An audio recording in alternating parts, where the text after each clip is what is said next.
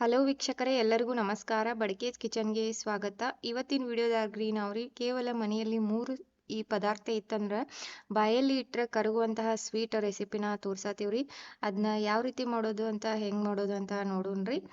ಅದಕ್ಕಿಂತ ಮೊದಲು ನಮ್ಮ ಚಾನಲ್ನ ಯಾರು ಸಬ್ಸ್ಕ್ರೈಬ್ ಮಾಡಿಲ್ಲ ಅವರು ಸಬ್ಸ್ಕ್ರೈಬ್ ಮಾಡ್ಕೊಂಡು ನೋಡಿ. ಮೊದಲಿಗೆ ನಾನಿಲ್ರಿ ಒಂದು ಕಡಾಯಿ ಇಟ್ಕೊಂಡೇನ್ರಿ. ಅದಕ್ಕೆ 1 ಕಪ್ ಆಗುವಷ್ಟ ಹಾಲಿನ ಪೌಡರ್ ತೊಗೊಂಡೇನ್ರಿ, ಮಿಲ್ಕ್ ಪೌಡರ್. ಅದಕ್ಕೆ ಅರ್ಧ ಕಪ್ ಆಗುವಷ್ಟ ನೀರನ್ನು ಹಾಕಿ ಏನು ಮಾಡ್ಬೇಕ್ರಿ, ಅದ್ರೊಳಗೆ ಚೆನ್ನಾಗಿ ಮಿಕ್ಸ್ ಮಾಡ್ಕೋಬೇಕ್ರಿ. ಅಂದ್ರೆ ಏನಾಗ್ತೈತ್ರಿ, ಅದೇ ಎಲ್ಲ ಮಿಕ್ಸ್ ಆಗಿ ಕರಗ್ತೈತ್ರಿ. ಅದಕ್ಕೆ ನಾವು ಇಲ್ಲಿ ಮೀಡಿಯಂ ಫ್ಲೇಮಲ್ಲೇ ಇಟ್ಕೊಂಡು ಈ ಥರ ತಿರುಗಿಸ್ತಾ ಇರ್ಬೇಕ್ರಿ. ಇದನ್ನ ಒಂದು 5ರಿಂದ 10 ನಿಮಿಷದ ಕಾಲ ಏನು ಮಾಡ್ಬೇಕ್ರಿ, ಈ ಥರ ತಿರುಗಿಸ್ತಾ ಇರ್ಬೇಕ್ರಿ. ಅಂದ್ರೆ ಏನಾಗ್ತೈತ್ರಿ, ಅದೆಲ್ಲ ಕಲರ್ ಸ್ವಲ್ಪ ಚೇಂಜ್ ಆಗಿ ಕುದಿ ಬರೋವರೆಗೂ ನಾವು ಏನು ಮಾಡ್ಬೇಕ್ರಿ, ಇದನ್ನ ಮಿಕ್ಸ್ ಮಾಡ್ಕೊತಿರ್ಬೇಕ್ರಿ. ನೋಡ್ರಿ, ಅದೆಲ್ಲ ಈಗ ಚೆನ್ನಾಗಿ ಮಿಕ್ಸ್ ಆಗತೈತ್ರಿ. ಮನೆಯಲ್ಲಿ ಕೇವಲ ನಿಮ್ಗೆ ಹಾಲಿನ ಪೌಡರ್, ಸ್ವಲ್ಪ ಬೆಲ್ಲ ಮತ್ತು ನಿಂಬೆ ಹಣ್ಣಿನ ರಸ ಇತ್ತಂದ್ರೆ ರೀ, ನೀವು ಕೇವಲ 10 ನಿಮಿಷದಲ್ಲಿ ಈ ಸ್ವೀಟನ್ನು ಮಾಡ್ಕೋಬೋದ್ರಿ. ಮತ್ತು ಯಾವುದೋ ಹಾಲು ಒತ್ತಂಗಿಲ್ರಿ ಅಥವಾ ಸಕ್ಕರೆ ಪಾಕನೂ ಬೇಡ ರೀ, ಪಾಕ ಮಾಡೋ ಅವಶ್ಯಕತೆನೂ ಇಲ್ರಿ. ಎಲ್ಲ ಇಲ್ಲ ಏನು ಮಾಡ್ಬೋದ್ರಿ, ನೀವು ಈಸಿಯಾಗಿ ಬಾಯಲ್ಲಿ ಇಟ್ಟ ಕರಗುವಂತಹ ಸ್ವೀಟನ್ನು ಮಾಡ್ಕೋಬೋದ್ರಿ. ಈಗ ಇದೆಲ್ಲ ಏನಾಗೈತ್ರಿ, ಚೆನ್ನಾಗಿ ಅದ್ರೊಳಗೆ ಮಿಕ್ಸ್ ಆಗೈತ್ರಿ. ಈಗ ನಾವು ತಿರುಗಿಸ್ಕೋತಾನೆ ಇರ್ಬೇಕ್ರಿ. ಇದನ್ನ ಕೈ ಬಿಡ್ಲಾರ್ದ ಈ ಥರ ಮಿಕ್ಸ್ ಮಾಡ್ಕೋತಿತ್ತಂದ್ರೆ ರೀ, ನಮ್ಗೆ ಸ್ವೀಟ್ ಮಾಡೋಕೆ ಕರೆಕ್ಟ್ ಅಳತೆ ಬರ್ತೈತ್ರಿ. ಈಗ ಅದಕ್ಕೆ ನಾನಿಲ್ಲಿ ಒಂದು ನಿಂಬೆ ಹಣ್ಣಿನ ರಸ ಮಾಡಿಟ್ಕೊಂಡೇನ್ರಿ, ಅದನ್ನ ಇದ್ರೊಳಗೆ ಹಾಕ್ಬೇಕ್ರಿ. ಈಗ ಎಲ್ಲ ಒಮ್ಮೆನೂ ಹಾಕ್ಬಾರ್ದ್ರಿ, ಸ್ವಲ್ಪ ಸ್ವಲ್ಪ ಹಾಕಿ ಈ ಥರ ನೀವು ತಿರುಗಿಸ್ತಾ ಇರ್ಬೇಕ್ರಿ. ಕೈ ಬಿಡ್ಲಾರ್ದ ಮೀಡಿಯಂ ಫ್ಲೇಮಲ್ಲಿ ಇಟ್ಕೊಂಡು ನೀವು ತಿರುಗಿಸ್ತಾ ಇದ್ರೆ ರೀ, ಇದು ಟೆಕ್ಸ್ಚರ್ ಥರ ಬರ್ತೈತ್ರಿ. ಅಂದ್ರೆ ಸ್ವೀಟ ಪರ್ಫೆಕ್ಟ್ ಅಳತೆಯಲ್ಲಿ ನಾವು ರೆಡಿ ಮಾಡ್ಕೋಬೋದ್ರಿ. ನೋಡ್ರಿ, ಈಗ ನಿಂಬೆ ಹಣ್ಣಿನ ರಸ ಹಾಕಿದ ಕೂಡಲೇ ಏನಾಗತ್ತೈತ್ರಿ, ಸ್ವಲ್ಪ ಸ್ವಲ್ಪ ಗಟ್ಟಿ ಆಗೋದು ಬರತೈತ್ರಿ. ನೀವು ಪನ್ನೀರ್ ಯಾವ ರೀತಿ ಮಾಡ್ಕೋತಾರಲ್ಲ, ಹಾಲಿನ ಒಳಗೆ ನಿಂಬೆ ಹಣ್ಣಿನ ರಸ ಹಾಕಿದ ಕೂಡಲೇ ಏನಾಗ್ತೈತ್ರಿ, ಹಾಲೆಲ್ಲ ಒಡೆದು ಹೋಗ್ತೈತ್ರಿ.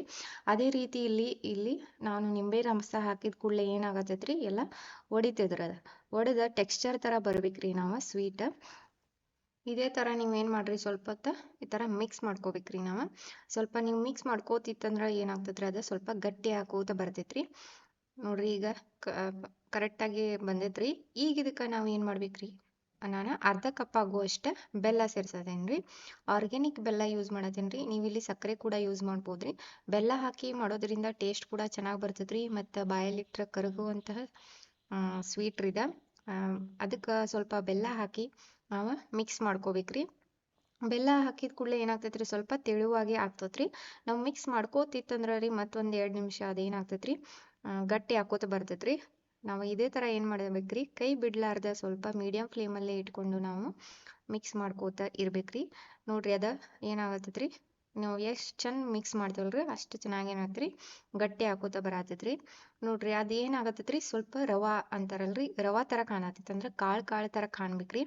ಅಂದ್ರೆ ಅದು ಪರ್ಫೆಕ್ಟ್ ಅಳತೆಯಲ್ಲಿ ನಾವು ಸ್ವೀಟ್ ಮಾಡ್ಬೋದ್ರಿ. ನೋಡ್ರಿ, ನಾವು ಎಷ್ಟು ಚೆನ್ನಾಗಿ ಮಿಕ್ಸ್ ಮಾಡ್ತೇವಲ್ರಿ.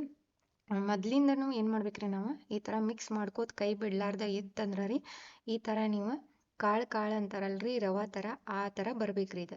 ಈಗ ನಮ್ದು ಕರೆಕ್ಟ್ ಬಂದದ್ರಿ. ಈಗ ಸ್ವಲ್ಪ ನೋಡ್ರಿ, ಅದು ಡ್ರೈ ಕೂಡ ಆಯ್ತ್ರಿ ಸ್ವಲ್ಪ. ಈಗ ಅದನ್ನೇನು ಮಾಡೋದ್ರಿ, ಬಿಸಿ ಇರುವಾಗ ಈ ಥರ ನಾನು ಒಂದು ಬಟರ್ ಪೇಪರನ್ನು ಹಾಕೊಂಡೇನ್ರಿ ಒಂದು ಬಾಕ್ಸ್ ಒಳಗೆ. ಅಥವಾ ನೀವು ಅದನ್ನೇನು ಮಾಡೋದ್ರಿ, ಆ ಮಿಶ್ರಣ ಅದ್ರೊಳಗೆ ಹಾಕ್ಕೊಂಡು ಎಲ್ಲ ಕಡೆನೂ ಈ ಥರ ಕೈಯಿಂದ ಮಿಕ್ಸ್ ಮಾಡ್ಕೋತ ಇರ್ಬೇಕ್ರಿ. ಇದನ್ನ 1 ತಾಸು ಏನು ಮಾಡ್ಬೇಕ್ರಿ, ಸ್ವಲ್ಪ ತಣ್ಣಗಾಗಕ್ಕೆ ಬಿಡ್ಬೇಕ್ರಿ. ಅಥವಾ ನೀವು ಇದನ್ನ ಹಾಗೆ ಕೂಡ ಸ್ವೀಟನ್ನು ತಿನ್ಬೋದ್ರಿ. ನೋಡ್ರಿ, ಖವಾ ಅಂತಾರಲ್ರಿ, ಆ ಥರ ಟೇಸ್ಟ್ ಹತ್ತೈತ್ರಿ ಇದು. ಯಾಕಂದ್ರೆ ಬೆಲ್ಲ ಹಾಕಿದೀವ್ರಿ.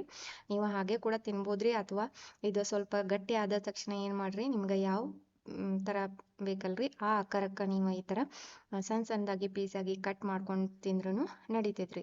ನೋಡ್ರಿ, ಅದು ನೋಡೋಕ್ಕೂ ಚೆನ್ನಾಗೈತ್ರಿ, ಮಸ್ತ್. ಮತ್ತು ಬೆಲ್ಲ ಹಾಕೋದ್ರಿಂದ ಟೇಸ್ಟು ಚೆನ್ನಾಗಿ ಬರ್ತಾವ್ರಿ. ಯಾವುದೇ ಪಾಕ ಬಳಸಲಾರ್ದ, ಹಾಲು ಯೂಸ್ ಮಾಡಲಾರ್ದ ನೀವು ಜಲ್ದಿ ಕೂಡ ಮಾಡ್ಕೋವಂತಹ ಸ್ವೀಟ್ ರೀ. ನೀವು ಒಂದ್ಸಲ ಟ್ರೈ ಮಾಡಿ ನೋಡ್ರಿ, ಹೆಂಗೈತಿದ ಕಮೆಂಟ್ ಮೂಲಕ ತಿಳಿಸ್ರಿ. ಹಾಗೆ ನಮ್ಮ ಚಾನಲ್ನ ಯಾರು ಸಬ್ಸ್ಕ್ರೈಬ್ ಮಾಡಿಲ್ಲ ಅವರು ಸಬ್ಸ್ಕ್ರೈಬ್ ಮಾಡ್ಕೊಂಡು ನೋಡಿ. ನಿಮ್ಮ ಫ್ರೆಂಡ್ಸ್ ಫ್ಯಾಮಿಲೀಸ್ಗೂ ಈ ವಿಡಿಯೋಸ್ನ ಶೇರ್ ಮಾಡಿ. ನೀವು ನಮ್ಗೆ ಸಪೋರ್ಟ್ ಮಾಡಿರಿ. ಮತ್ತು ನಾವು ಹೊಸ ರೆಸಿಪಿಯೊಂದಿಗೆ ಮತ್ತೆ ಭೇಟಿ ಆಗ್ತೀವಿ. ಅಲ್ಲಿವರೆಗೂ ಧನ್ಯವಾದಗಳು.